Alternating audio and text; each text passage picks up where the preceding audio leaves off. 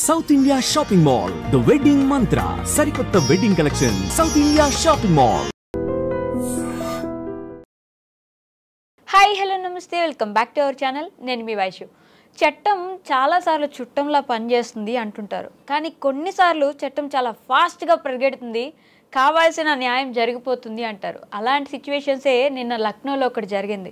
2.5 సంవత్సరాల అమ్మాయి మీద ఒక అతను రేప్ చేసి అత్యాచారం చేసి చంపేస్తే ఆ అబ్బాయి మీద కేసు ఒక రోజులో ఫైల్ అయ్యి ఆ అబ్బాయి మీద ఒకటే రోజులో చనిపోవడం జరిగింది. దీనికి చట్టం సపోర్ట్ చేసిందా లేకపోతే యోగి గారు సపోర్ట్ చేశారా అనేది తెలియదు, కానీ వెనక ప్రజలైతే ఫస్ట్ థింగ్ హ్యూమన్ రైట్స్ ఉంటాయి కదా అని ఒకరు కామెంట్ చేస్తే ఇంకొకరు మంచి న్యాయమే జరిగింది, ఆయన పీఎం అయిపోవాలి నెక్స్ట్ అని ఇంకొకరు కామెంట్ చేశారు. మరి దీని గురించి చట్టం ఏం మాట్లాడుతుంది? ఈ విషయం గురించి మాట్లాడడానికి ఈరోజు నాతో పాటు అడ్వకేట్ లక్ష్మీ కట్టా గారు ఉన్నారు. మేడంతో మాట్లాడదాం. Hello ma'am. హలో అమ్మా. నమస్తే. నమస్తే మ్యామ్. సిచ్యువేషన్ వింటే ఒక మనిషిగా చాలా ప్రౌడ్గా హ్యాపీగా ఫీల్ అవుతాను, ఎందుకంటే మంచి జస్టిస్ జరిగింది అని నేను అంతవరకు హ్యాపీ. బట్ చట్టం ఎలా తీసుకుంటుంది ఈ విషయాన్ని? అంటే రాజు తలుచుకుంటే దెబ్బలకి కొదవ కాదు అనేసి ఒకటి ఉంటుంది కదా, అలాగే ప్రభుత్వాలు తలుచుకుంటే ఏదైనా చేయగలరు. రైట్. లాస్ట్ టైం ఇక్కడ మన తెలంగాణ స్టేట్లో కూడా ఒకటి వెటర్నరీ డాక్టర్ విషయంలో కూడా అది అలా జరిగింది. కొన్ని రోజుల తర్వాత అయినా న్యాయం జరిగిందని అన్నారు. ఇప్పుడు నెగిటివ్ పాజిటివ్ కామెంట్స్ అనేది ఉంటుంది. బేసిక్గా చూసుకోవాలంటే చట్టాన్ని మీ చేతిలోకి తీసుకోవద్దు, చట్టాన్ని ఎవరి చేతిలోనూ ఇది చేసుకోవటం కాదు. ఒక నేరం చేసిన వ్యక్తిని తనని సంస్కరించి జైలుకి పంపించి ఒక మంచి పౌరుడిగా బయటకు తీసుకురావాలి. తన శేష జీవితం అంతా జైల్లో వెళ్తే ఒక 14 సంవత్సరాలు జైల్లో ఉంటే ఏ స్వాతంత్ర దినోత్సవం అప్పుడో లేకపోతే గాంధీ గారి జయంతి అప్పుడో బయటికి పంపించేయాలి అంటారు. చట్టం అలా చెప్తుంది. కొన్ని సందర్భాలు ఏంటంటే చట్టానికి అతీతంగా కూడా చేయవలసిన పరిస్థితులు అయితే ఈనాడు యువత కల్పించుకుంటుందని మనం చెప్పాలి. ఎందుకనంటే జరిగే ఇన్సిడెంట్ చూస్తుంటే కనుక మన న్యూస్ ఛానల్స్ పెట్టుకున్నా లేకపోతే యూట్యూబ్ ఛానల్స్ పెట్టుకున్నా ఇంక డైలీ న్యూస్ పేపర్ ఏదైనా చూసినా తెలిసిన వాళ్ళ ద్వారా చూసినా కూడా చాలా అంటే బయలాజికల్ అంటే నీడ్స్ సంబంధించిన అఫెన్సెస్ ఎక్కువైపోతున్నాయి. అంటే ఫినాన్షియల్ క్రైమ్స్ కానీ లేకపోతే ఈ పొలిటికల్ క్రైమ్స్, అంటే రెండు పార్టీల మధ్యన ఫ్యాక్షనిస్ట్ లాగా కొట్టుకోవడం, రెండు పార్టీల మధ్యన ఈ చేసుకోవడం, ఈ క్రైమ్స్ అన్ని రియల్ ఎస్టేట్ క్రైమ్స్ కానీ ఇప్పుడు ఎక్కువ ఏమీ లేవు వయసు. ఇప్పుడు నడుస్తున్న ఏంటంటే లవ్ అఫైర్లో, అక్రమ సంబంధాల్లో ఇలాగా రేప్ కేసులు, ఏజ్ లిమిట్స్ లేదు. పెద్దవాళ్ళు కూడా అంటే చిన్నవాళ్ళు క్రైమ్ చేస్తే పెద్దవాళ్ళు కంట్రోల్ చేసి వాళ్ళకి బుద్ధి చెప్పవలసిన 70, 60, 80 ఏళ్ళు మగవాళ్ళు కూడా ఆడవాళ్ళ మీద అటెంప్ట్ చేయడం అవుతుంది. అలాగే ఆడవాళ్ళు కూడా ఇలా చేయడం అవుతుంది. కొన్ని విమెన్ రిలేటెడ్ ఇష్యూస్ మాట్లాడుకున్న ఎగ్నెస్ట్ ద విమెన్ కూడా చాలా క్రైమ్స్ జరుగుతున్నాయి. ఇది మన చట్టాన్ని చేతిలో తీసుకోవడం అనుకుంటే అది చట్ట ప్రకారంగా యాజ్ ఏ అడ్వకేట్ అలా చేయకుండా ఉండాలి. కానీ as a human being, as a women 2 సంవత్సరాల పిల్లల్ని, 15 రోజుల పిల్లల్ని, 5 సంవత్సరాల పిల్లల్ని, 6 సంవత్సరాల పిల్లల్ని ఈ కామాంధులు తిని చాలా కొవ్వి పట్టేసేసి ఇలా ఒకళ్ళని చేస్తే కనుక డెఫినెట్గా ఏంటంటే కనీసం కొంతమంది అయినా 1% అయినా కూడా రియలైజ్ అవ్వడానికి ఛాన్సెస్ ఉంటుంది. ఇలాంటి వాటిని ఎక్కువగా కూడా పబ్లిసిటీ చేయవలసిన అవసరం మీడియాకి మనలాంటి వాళ్ళకి ఎక్కువ ఉంటుంది. ఎందుకంటే మీరు కోరికలు అంచుకోలేక కామంతో, క్రూరత్వంతో చిన్న పిల్లల మీద, ఏజ్డ్ విమెన్ మీద, పెద్ద అంటే పేషెంట్స్ మీద, ఇంకా డెడ్ బాడీల మీద కూడా అవుతున్నాయేమో మనం చూడలేము. అట్లాంటి పరిస్థితులు వచ్చేసినాయి. సో అవన్నీ రిస్ట్రైన్ చేయాలి అని అంటే ఆ భయంకరమైన పరిస్థితుల్లో ఇప్పుడు ఆడవాళ్ళకి చాలా స్వేచ్ఛ వచ్చింది, ఆడవాళ్ళు బాగా చదువుకున్నారు, నైట్ షిఫ్ట్లు చేస్తున్నారు, కంట్రీస్ వెళ్తున్నారు, ఓన్గా ట్రావెలర్స్గా చేస్తున్నారు, బ్లాగ్స్ చేస్తున్నారు. ఇవన్నీ గర్వించదగ్గ విషయాలే. కానీ ఎప్పుడు ఏ విషయం వినవలసి వస్తుందో అనే ఒక భయంకరమైన అంటే సొసైటీలోకి మనం వచ్చేసాం అనమాట. అనుక్షణం అనేది ఎప్పుడు ఏం జరుగుతుందో, ఎవరి మీద అటాక్ అవుతుంది అనేది, ఎంత మనుషులు నమ్మినా కూడా ఆ మనిషి ఎప్పుడు క్రూరంగా మారిపోతాడో అన్నట్టు భయంకరమైన పరిస్థితులను మనం ఫేస్ చేస్తున్నాం. సో దట్ ఏంటంటే అమ్మాయిలు జాగ్రత్తగా ఉండాలి. పేరెంట్స్ కూడా ఏంటంటే పిల్లల్ని కేరింగ్, ఎవరో తెలియని వాళ్ళకి కానీ, తర్వాత కొంచెం సెకండ్ మ్యారేజెస్, ఈ ఇల్లీగల్ కాంటాక్ట్స్, ఇందులో కూడా పిల్లల్ని ఏంటంటే చాలా కేర్ఫుల్గా మదర్స్ చూసుకోవాలి. ఎందుకంటే ఎవరి పర్సనల్ విషయాలు వాళ్ళే కాబట్టి 2.5 ఏళ్ళ పాపని కనీసం ఒక 15-16 ఇయర్స్ వరకు పిల్లలకి ఏంటంటే బ్యాడ్ టచ్, గుడ్ టచ్ నేర్పించడం, తర్వాత తల్లులు కానీ పెద్దవాళ్ళు కానీ అంటే అమ్మమ్మలు, నాన్నమ్మలు కుటుంబాల్లో కేర్ టేకింగ్ అనేది చాలా అవసరం అవుతుంది వైశ్య. ఎందుకంటే అది చట్ట ప్రకారంగా నేరం అయినప్పటికీ కూడా మానవత్వంతో ఆలోచిస్తే అలాంటి వాళ్ళకి అలాంటి శిక్ష వేయాలి. 2.5 సంవత్సరాల అసలు చెప్తున్నా కదా, ఎందుకనంటే ఇప్పుడు ఒకప్పుడు ఈవ్ టీజింగ్ ఉండేది, భయపడే వాళ్ళము. అంటే ఆ సైకిల్ చేస్తేనే వాళ్ళు చూస్తేనే ఒకలాంటి ఇరిటేషన్ వచ్చి మైండ్ అంతా ఒక డిస్టర్బెడ్ మూడ్లోకి వెళ్ళిపోద్ది. అలాంటిది ఆ చిన్న పిల్లల్ని అలా అబ్యూస్ చేస్తే, లేకపోతే మొన్న అమీర్పేటలో జరిగిన యూసఫ్ కూడా జరిగింది, 60 years లేడీ మీద ఇంట్లో సర్వెంట్ మీద అందరూ ఇది చేసిన ఇష్యూ కూడా మనం మాట్లాడుకోవడం జరిగింది మీడియాలో. ఎంత అమానుషం, అమ్మమ్మ ఏజ్ 60 years అంటే అందరూ అబ్బాయిలు వాళ్ళంతా కూడా. అసలు ఎక్కడ సెక్యూరిటీ ఉంది? ఒక ఆఫీస్లో చేసే ఒక అమ్మాయికి సెక్యూరిటీ లేదు, లేకపోతే ఒక వాచ్మెన్గా చేసే అపార్ట్మెంట్లో చేసే ఆడవాళ్ళకి పనులు చేసే ఆడవాళ్ళకి సెక్యూరిటీ లేదు, నైట్ షిఫ్ట్ చేసే లేదు, డాక్టర్స్కి లేదు. ఇలా అయిపోతున్నారంటే అంతే. ఆడవాళ్ళు ఎంతవరకు వాళ్ళ సేఫ్టీ మెజర్స్ వాళ్ళు తీసుకోగలుగుతారు, ప్రభుత్వం ఎంతవరకు వాళ్ళకి ప్రొవైడ్ చేయగలుగుతుంది.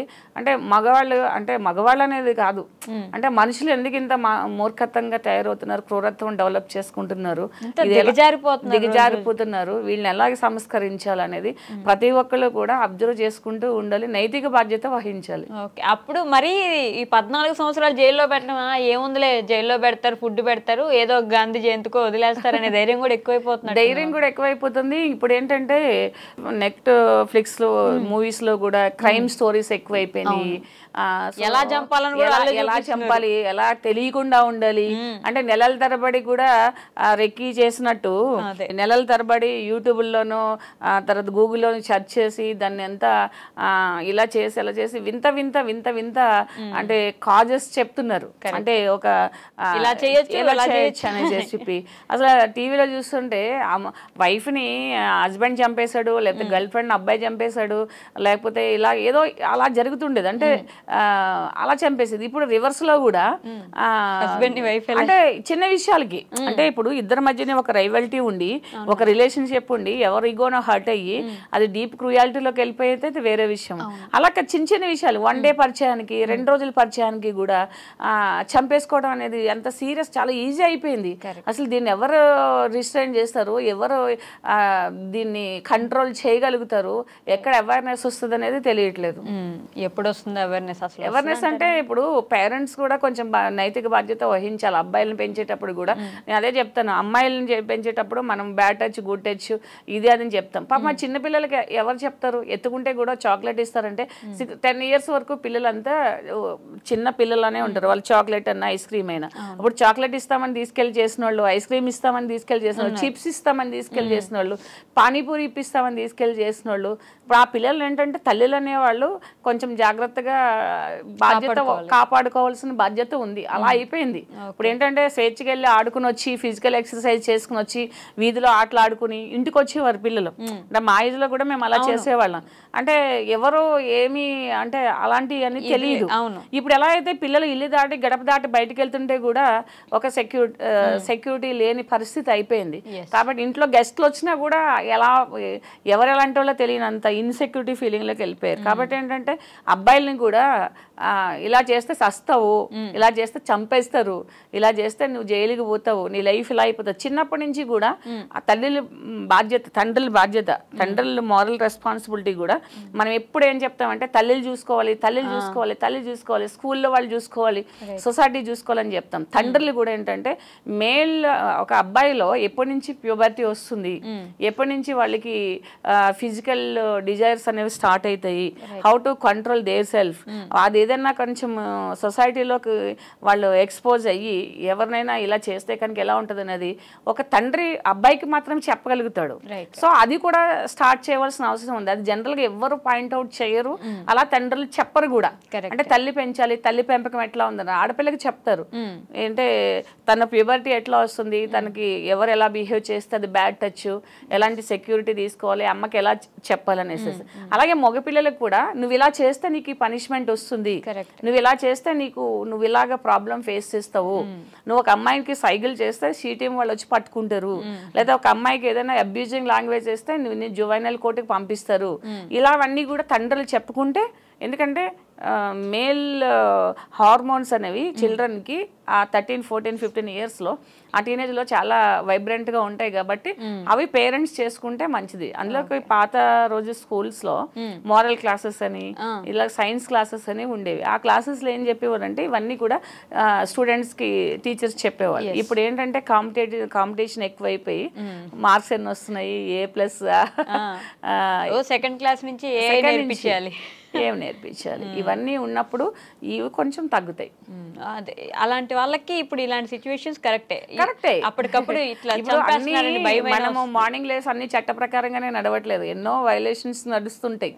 కొన్ని ఏంటంటే ప్రభుత్వాలు కూడా కొన్ని చట్టాలను మనకు అనుగుణంగా మారుస్తూ ఉంటారు. కాలమాన పరిస్థితులను బట్టి చట్టాలు కూడా సవరణ చేయడం జరుగుతూ ఉంటుంది. నిజంగా ఏంటంటే ఇలాంటి వాళ్ళకి ఇలాగే చేయాలి. ఎందుకంటే చట్టాన్ని చేతిలో తీసుకోవద్దని మనం చెప్తాము, అది పౌర హక్కుల వాళ్ళు కూడా ఇది చేస్తారు. అది చట్ట ప్రకారంగా 100% కరెక్ట్ కాదు. ఎందుకంటే ఇప్పుడు వీళ్ళు చేశారు, రేపు నిజంగానే కక్ష ఉన్న వాళ్ళు కూడా వేరొకరిని అలా చేసేటట్టు ఉంటుంది. రైట్. సో అంటే ప్రతి ఒక్కరు కూడా they will take their hands, అంటే అలా అయిపోతుంది. కాబట్టి ఎవరు అలా చేయకండి. ఈ ఇన్సిడెంట్ ఇలా జరిగింది, ఫస్ట్ మన పిల్లల్ని మనం కాపాడుకోవాలి, మనం కాపాడుకోవాలి. దెన్ ఏదైనా అయితే కనుక ఇదవుతుంది. ప్రతి దాంట్లో ఇలాంటి జడ్జిమెంట్లు రావు, ఇలాంటి రిజల్ట్స్ రావు. దయచేసి ఎవరు కూడా ఇలాంటి ఇన్సిడెంట్స్ ఏదైనా జరిగినప్పుడు కూడా మన చేతుల్లోకి తీసుకోవద్దు. అప్పుడు ప్రభుత్వం ఇన్వాల్వ్ అయితే లేకపోతే పోలీస్ ఇన్వాల్వ్ అయితే వాళ్ళ మీద రివర్స్లో అటాక్ చేశాడనో ఏదో చెప్పేసేసి దాన్ని ఇది చేస్తారు. ఎందుకంటే ఒక పోలీస్ ఆఫీసర్ తన ప్రాణాన్ని కాపాడుకోవడం, తన షూట్ చేయొచ్చు అనేసి ఉంది.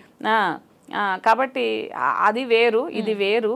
జరిగింది ఏంటంటే ఓకే ఇలా జరిగినప్పుడు అక్కడ ఇష్యూ ఎలా జరిగినప్పటికీ కూడా ఇలా జరిగింది కాబట్టి ఇది మంచిది అనుకోవాలి. ప్రతి ఒక్కరు అలా చేయకూడదు, మన చేతిలో తీసుకోకూడదు. Okay ma'am, thank you so much. Welcome.